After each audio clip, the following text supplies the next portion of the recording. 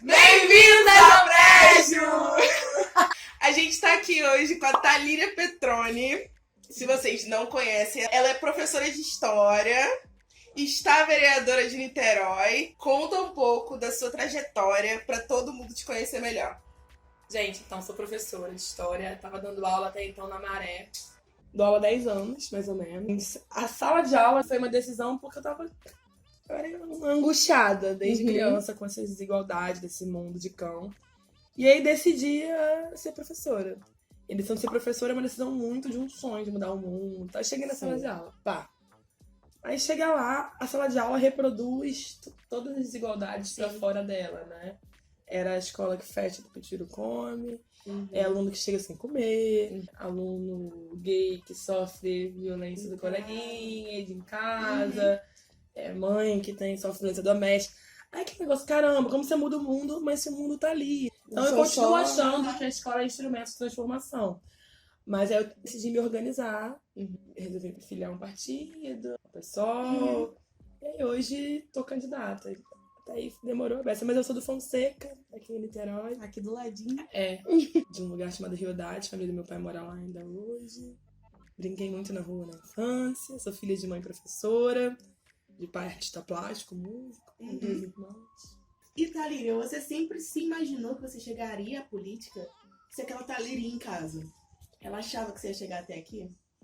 Eu acho que eu nunca imaginei. Até hoje eu fico, gente, o que eu tô fazendo na minha vida? Porque, na verdade, a gente tem uma ideia da política como algo que você não pega, né? Assim, a política que é algo muito afastado da realidade. Eu também tinha essa ideia, assim. Quando, na verdade, a política é isso aqui. Se o salário dá pra comprar carne no final do mês, dá pra fechar a cesta básica, se tem creche ou se não tem, se o ônibus para muito longe e a gente tem medo de saltar no ônibus e andar até em casa, e sofrer alguma violência. E essa ideia da política, dos engravatados, que são maioria mesmo nos espaços formais de poder, é uma ideia que a gente nunca se vê parte, sabe? Então também não me via parte. Mas o entendimento de que a política é isso, que é o nosso cotidiano, que a gente carrega nas costas, que é a minha mãe carregando um filho de cada braço segurando a madeira, isso é política, sim.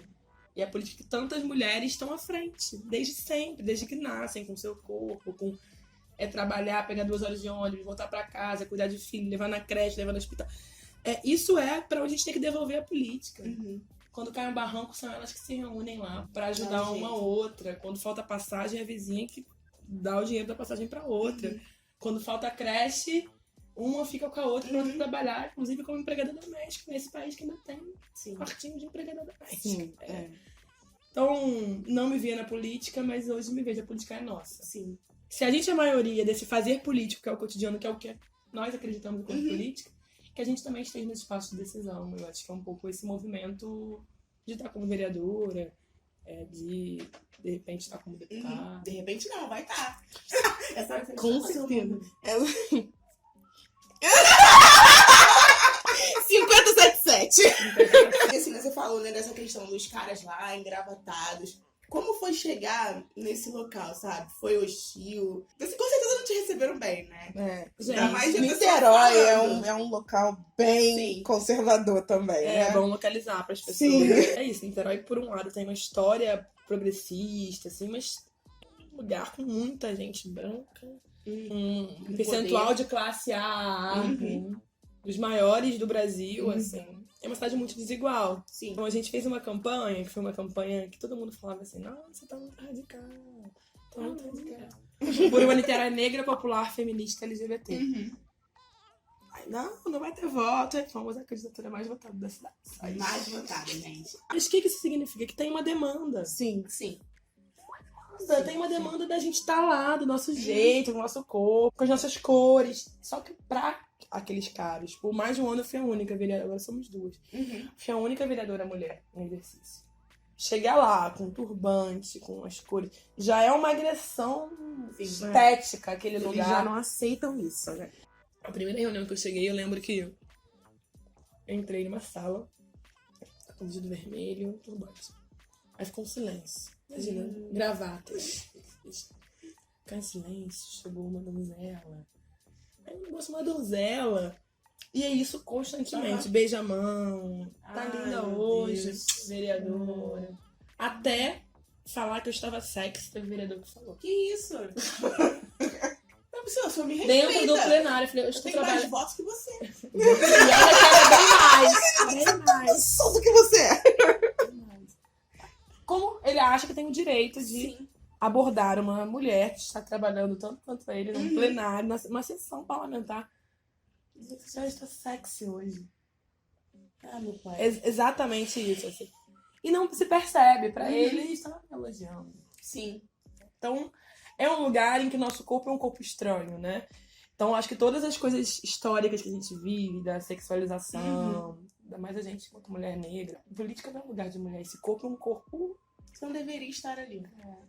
A política tem duas esferas que são negadas pra gente ao longo da história.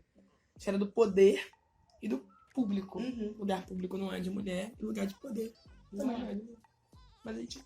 Isso aí. Mete o pezão na A gente porta veio e pra a tomar gente isso aí, chega. né? Com certeza. Pegar de volta. Ei! É meu. É nosso. Com certeza.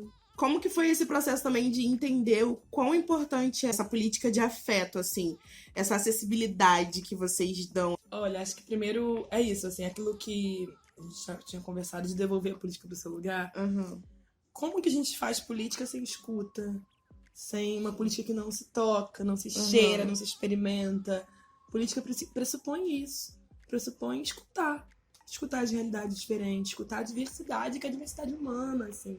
E isso pressupõe que esteja na rua, no território. A gente faz uma coisa no mandato, que é um gabinete itinerante. Toda semana a gente tá num lugar diferente. Não dá pra ser toda semana, mas num bairro diferente, escutando, e a partir daí produz política pública. E toda semana estamos no centro da cidade, na rua, prestando contas do mandato, fora de eleição. Se assim, fora de eleição, não vai ser em eleição. E na campanha é isso também.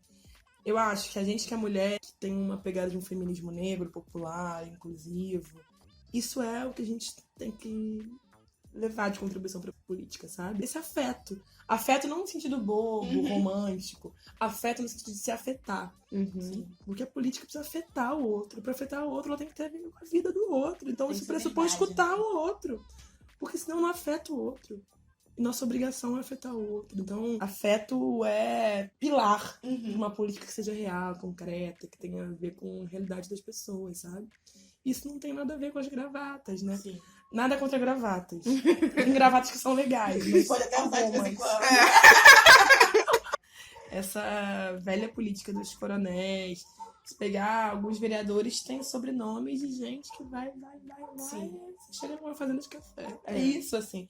Eles são nomes de rua, são nomes de prédios. É isso, são os currais eleitorais que dominam os territórios. A gente não, a gente quer uma política que afete. A gente quer se afetar por essa política também. A política tem uma potência. Não interessa a esses caras que a gente descubra a potência que é a política. Porque negarem a política, não tô saco cheio da política, né? As pessoas têm razão de estar, porque dessa política eu também tô. Sim. Agora, fazer com que as pessoas não se percebam nessa política do afeto, protagonistas do fazer político, Sim. é interessante para manter o poder dos caras, entendeu? Então, que a gente consiga ampliar a política de afeto, pra gente se afetar e transformar esse mundão. Isso que você falou, né, de pertencer e tudo mais, até mais quando eu era criança, a gente sempre escutava, né, tipo, política não se discutia, né, não pode se discutir política porque gera várias coisas. Política e religião não se Isso, discute. não se discute. Mas agora se eu bato, não, vou discutir sim, porque se eu não discutir a política, eu não tô discutindo sobre mim, né, eu não tô discutindo sobre o nós. sobre como a gente vai andar na rua, sobre como a gente vai sobreviver. É sobre nós, é sobreviver ou morrer. Exatamente, acho que é isso, assim. Ainda mais pra nós. Sim. Ainda mais pra vocês. Que tem sobrepostas uma série de opressões históricas e que são determinadas a reprodução das violências. O Brasil é um país muito racista, é um país patriarcal, é um país forjado numa lógica fundamentalista. Isso tudo se perpetua com política. Quando decide que aborto é caso de polícia E não de e não de saúde pública, e por isso tem mulher, e não é qualquer mulher, é mulher Sim. preta, pobre, morrendo, eles decidem sobre a gente viver ou morrer. Sim. Quando decide cortar orçamento para enfrentar a violência contra a mulher, ou de saúde e educação, decidem sobre a gente. A gente que se não tem creche, se lasca, é mulher preta. Então, essa história, que é uma história marcada por violências contra alguns corpos, é decidida pela política. Então, a gente não tá na política, a gente não ter a possibilidade de incidir sobre essa decisão, sabe? Enquanto isso, os nossos estão aí sendo mortos e encarcerados. E só repetindo, né? Repetindo que realmente é lucrativo pra eles. Política é um grande negócio pra esses caras. E pra gente a política é afeto, pra eles a política é negócio. Então é o afeto contra o negócio, né? É isso. A gente vai de grãozinho em grãozinho. Eu não tenho dúvida. Mas eu acho que a gente tá muito do avanço de um setor reacionário. Eu acho que é resposta também a tantas lutas. Sim. A gente que grita que senzala nunca mais. A galera que quer amar e vai amar e ama mesmo. É também a coragem de ser quem é, que muitas pessoas têm. Então acho que é resposta também ao avanço das lutas. Agora é uma disputa, né? A gente tá num jogo que dependendo de quem ganha, a gente vai seguir morrendo, vai morrer mais ou não, né? Vamos, gente! Participa da política. No Congresso Nacional, onde estaremos em 2000. Com certeza estaremos. Com certeza. 57.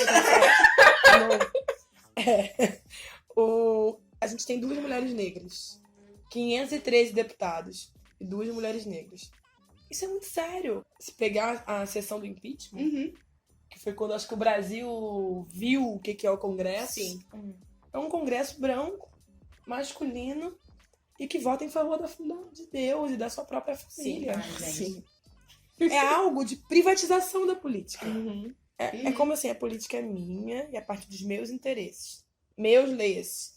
Latifundiários, empresários de ônibus, bancários, bancada da bala, aqueles que acham que fé também é mercadoria, porque eu não tô falando da fé, né? E a coletividade, a maioria do povo, não cabe. E é um ciclo que quanto mais eles fazem isso, mais as pessoas se afastam da política, porque acham que isso é política, quando na verdade política não é isso. Em algum momento você já teve medo?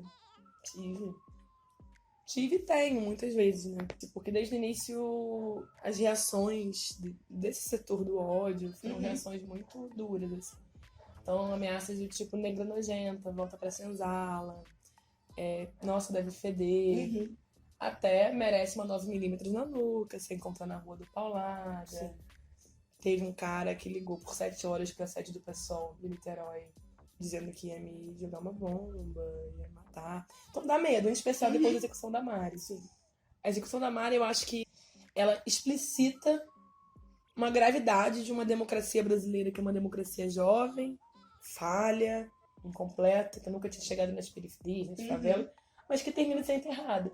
Como podem ter a coragem e a ousadia de, num centro da cidade, dar 4 tiros na cara de uma vereadora, mulher eleita, quinta mais votada de uma capital. Então isso provoca medo, sim. Mas é um medo que vem junto com tanta responsabilidade. Uma responsabilidade muito coletiva de ir em frente, assim. Já existia. Era um compromisso que a gente já tinha, um negócio meio... E agora mais do que nunca, assim. Então, chega o medo vai. Vai porque é por Dandara, é por Carolina de Jesus, por Lélia, por Luísa e também por Mari agora, assim, uma responsabilidade que não é minha, é nossa, e que a gente precisa romper com essa velha política, porque não dá mais para seguirem tendo coragem de matar os nossos, né?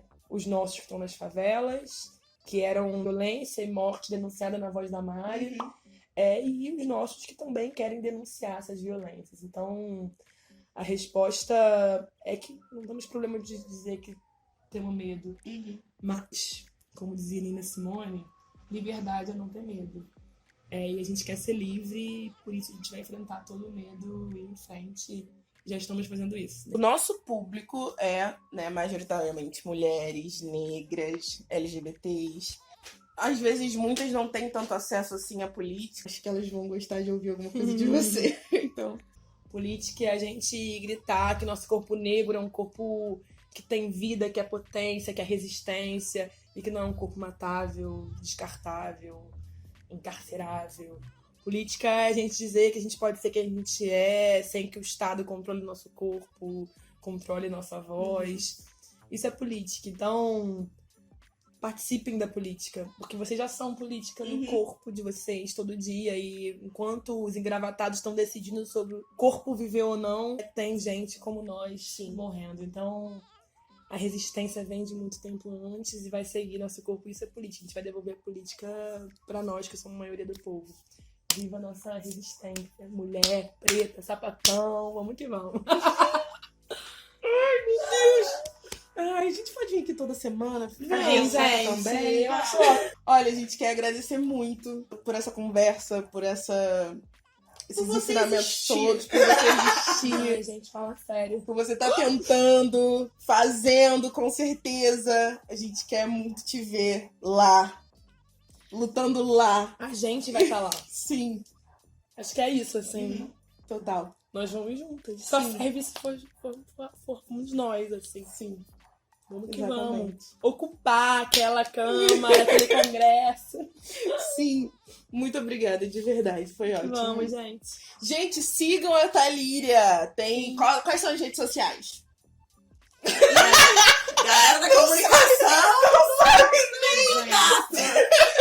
Tem um Twitter, Thalíria Petroni.